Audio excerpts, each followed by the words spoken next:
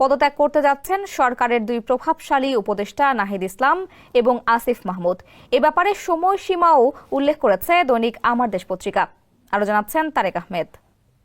ছাত্রদের নেতৃত্বে নতুন দল গঠন এবং নিরপেক্ষ সরকার ইস্যুতে দেশের রাজনীতি এখন সরগরম।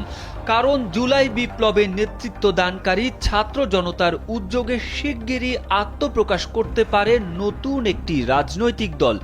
ফেব্রুয়ারির 15 তারিখের মধ্যে দল ঘোষণার আগে সরকার থেকে পদত্যাগ করতে যাচ্ছেন অন্তর্বর্তী সরকারের তথ্য উপদেষ্টা নাহিদ ইসলাম এবং যুব ও ক্রীড়া উপদেষ্টা আসিফ মাহমুদ।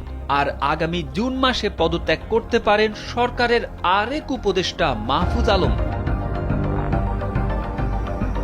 সংশ্লিষ্ট সূত্রে জানা গেছে, নতুন দল প্রথমে আহ্বায়ক কমিটি ঘোষণা করবে। কমিটির আহ্বায়ক কে হবেন তা জানা না গেলেও দৈনিক আমার দেশ পত্রিকার প্রতিবেদনে বলা হয়েছে সদস্য সচিব হতে যাচ্ছেন নাহিদ ইসলাম।